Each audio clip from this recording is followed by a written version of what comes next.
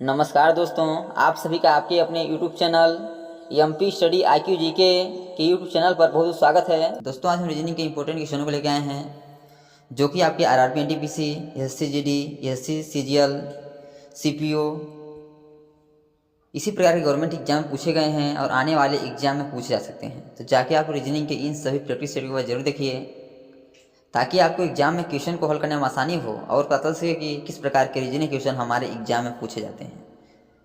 जिसमें पहला क्वेश्चन दिया गया है कि निम्नलिखित आकृति में प्रश्न के स्थान को पूरा कीजिए।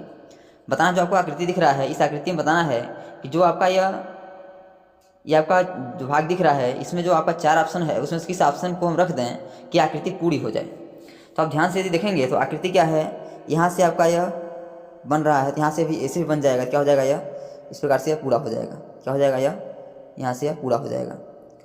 अब देखिए ये छोटा सा पूरा किसमें दिया गया है, तो ऑप्शन नंबर ए में देखेंगे तो बड़ा सा है यह, तो ये गलत हो जाएगा। ऑप्शन नंबर बी देखिएगा इसमें बड़ा सा है तो भी गलत हो जाएगा।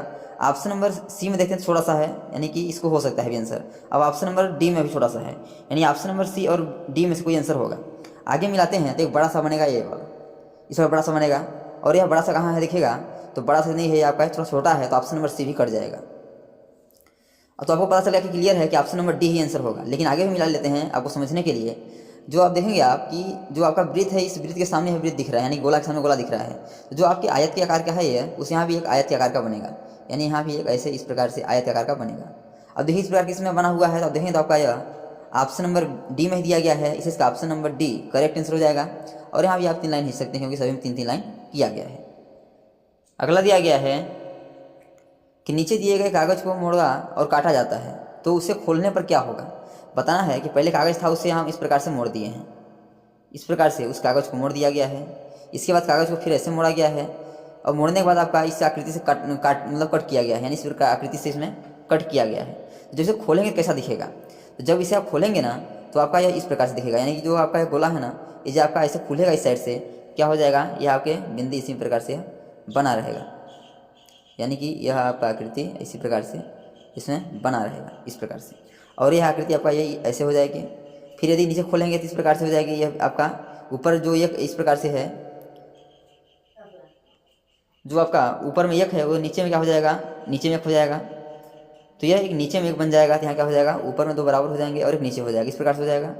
या फिर देखेंगे आप तो यहाँ भी बगल में से खोलेंगे तो यहाँ ऊपर में 2 और नीचे 1 इस प्रकार से बन जाएगा। और जो आकृति है वह इस प्रकार से बन जाएगी। इससे इसका जो ऐसा आकृति किस ऑप्शन दिख रहा है देखेंगे आप, तो यह आपका आकृति इस प्रकार का ऑप्शन नंबर केवल बी में ही दिख रहा है। क्योंकि यदि आप ऑप्शन नंबर ए की बात करते हैं तो ऑप्शन नंबर ए में क्या हो रहा है कि जो आपकी आकृति है नीचे दिख रही है एक बिंदी वाली, तो ऑप्शन नंबर ए आंसर नहीं हो सकता है। अब ऑप्शन नंबर सी भी बात करते हैं तो ऑप्शन नंबर सी भी नहीं होगा क्योंकि इसमें नीचे दिया है। ऑप्शन नंबर डी तो ऑटोमेटिक आंसर नहीं होगा क्योंकि आपका बीच में आपका इस प्रकार का आकृति बना दिया है और आपका यहाँ से कट किया गया है। अब देखिएगा केवल ऑप्शन नंबर बी में दिख रहा है इस प्रकार का, तो ऑप्शन नंबर बी जो है यही आपका करेक्ट आंसर हो जाएगा। अगला दिया गया है कि निम्नलिखित में से कौन सा शताब्दी वर्ष नहीं है। आपको 4 ऑप्शन दिया गया है, बताना है इसमें से कौन सा शताब्दी वर्ष नहीं है, 1900, 1300, 1932 या 1700। तो शताब्दी वर्ष का मतलब होता है आपका, यानी कि जिसमें आपके शतक यानी शताब्दी वर्ष यानी जिसमें 100 लास्ट में आपका 2 जो संख्या हुआ उसमें 0 लगा हो वो आपका शताब्दी वर्ष होता है। एक होता है लीप ईयर्स, एक होता है आपका साधारण ईयर। लीप ईयर का मतलब होता है जो कि आपका 4 से वह पूर्णतः विभाजित हो जाए, और जो आपका 4 से पूर्णतः विभाजित नहीं होगा वो आपका साधारण ईयर होगा। जैसे यदि हम बात करें 2024 की, 2024 क्या है, 4 से पूर्णतः विभाजित है। 2024 जो है ना आपका लीप ईयर है, क्या है, लीप ईयर है। लेकिन 2025 है वो क्या है, 4 से पूर्णतः विभाजित नहीं है। 2025 जो है आपका लीप ईयर नहीं है। लेकिन पूछा क्या है, शताब्दी वर्ष पूछा है। शताब्दी वर्ष का मतलब आपको ध्यान होना चाहिए कि यदि सबसे लास्ट में देखेंगे तो आपका इकाई और दहाई अंक पे 0 होना चाहिए। तो इस प्रकार देखिए ऑप्शन नंबर ए में दिख रहा है 2 0, तो ऑप्शन नंबर ए भी हो जाएगा, ऑप्शन नंबर बी भी हो जाएगा, ऑप्शन नंबर डी भी हो जाएगा। लेकिन बोला है कौन सा नहीं है, तो ऑप्शन नंबर जो सी है ना 1932 यह आपका शताब्दी वर्ष नहीं है, इसका option number C correct answer हो जाएगा। अगला दिया गया है, यह क्वेश्चन आपका ब्लड रिलेशन से है। यम यश से विवाहित है, पी यश का भाई है, यश यल की माता है, जो यश का भाई है यश का यम से क्या संबंध है। तो चाहे किसी भी गवर्नमेंट एग्जाम की तैयारी कर रहे होंगे, जिस भी एग्जाम में रीजनिंग पूछा जाता है उस एग्जाम में ब्लड रिलेशन से 1 या 2 क्वेश्चन जरूर बनते हैं। तो चलिए देखते हैं कि हम ब्लड रिलेशन के क्वेश्चन को किस प्रकार हल कर सकते हैं। बोला है यम जो है यश से विवाहित है, यानी जो यम है ना ये क्या है, यश से विवाहित है। यश से विवाहित यानी क्या होंगे, आपस में पति पत्नी हो जाएंगे, यानी क्या करते हैं बराबर के अकॉर्डिंग रख देते हैं इस प्रकार से।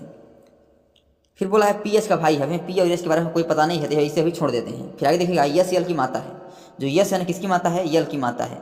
जब यल की माता है तो अभी यहाँ से आपको क्लियर हो गया होगा कि यह इसकी पत्नी हो जाएगी और इसका पति हो जाएगा, तो यह माइनस से प्लस हो जाएगा, क्योंकि यह माता यस माता है और आपस में पति पत्नी है, तो क्या हो जाएंगे यह यम जो है आपका प्लस हो जाएगा और यस क्या होगा माइनस में हो जाएगी। अब देखिए जिसको हम छोड़े उसको देखिएगा पी एच का भाई है, बोला है पी जो है ना किसका भाई है, यच का भाई है, पी एच का भाई है, यानी कि जो पी और एच क्या है आपस में ये भाई है, पी है पी एच का भाई है, पी यानी जो पी है ना किसका भाई है आपका एच का भाई है, पी भाई है कि पी का प्लस में हो जाएगा। फिर देखिए दिया है यस यल की माता है जो यश का भाई है। अब यश का भाई कौन है, यस यल की माता है जो यश का भाई है, यश जो है ना यल की माता है और जो यश का भाई यानी यल का भाई कौन है, तो यच है, कौन है, जो यच का भाई है। देखिएगा यस यल की माता है जो यश का भाई है, यश का भाई है, ये भी क्या हो जाएगा आपस में भाई हो जाएगा अभी। अब बोला क्या है, बोला है कि यश का यम से क्या संबंध है, यानी जो इसमें क्या होता है वो लोग गलत कर देते हैं। बोला है यश का यम से क्या संबंध, जो यश है ना यम का क्या लगेगा, या आप इसे कर सकते हैं यश का यम से क्या संबंध है, यानी कि जो आपका यश है ना यम का क्या लगेगा। तो अब देखिएगा यश क्या है अभी पता नहीं है क्या प्लस है या माइनस, यानी पुत्र या पुत्री है, क्योंकि ये तो पता है कि ये दोनों आपस में पति पत्नी हुए तो इसके क्या होंगे पुत्र या पुत्री होंगे, लेकिन अभी क्लियर नहीं कहा जा सकता है क्योंकि इसमें दिया नहीं है कि यश प्लस है या माइनस, यानी पुत्र है या पुत्री है। तो देखिएगा इस प्रकार केवल ऑप्शन नंबर डी में दिया गया है कि ज्ञात नहीं किया जा सकता है, तो ऑप्शन नंबर डी ही सही हो जाएगा। यदि क्लियर रहता है, यदि यह माइनस रहता तो यहाँ पुत्री हो जाता, यदि प्लस रहता तो पुत्र हो जाता, लेकिन यह ज्ञात नहीं है, इसलिए इसका ऑप्शन नंबर जो डी है ये आपका करेक्ट आंसर हो जाएगा, क्योंकि हमें पता नहीं है कि यश पुत्र है या पुत्री है। तो दोस्तों thanks for watching this video. यह वीडियो कैसा लगा कमेंट बॉक्स में जरूर आकर बताइएगा, और इसी प्रकार के ऑल गवर्नमेंट एग्जाम में पूछे जाने वाले GK GS math reasoning Hindi current affairs व लूसेंट संबंधी क्वेश्चन पाने के लिए हमारे यूट्यूब चैनल को लाइक से सब्सक्राइब कर बेल आइकन को प्रेस करना भूलिएगा, ताकि जब भी नई वीडियो अपलोड हो सबसे पहले नोटिफिकेशन तक पहुँचे। तो आज तक के लिए इतना ही, मिलते हैं नेक्स्ट वीडियो में, तब तक के लिए जय हिंद वंदे मातरम।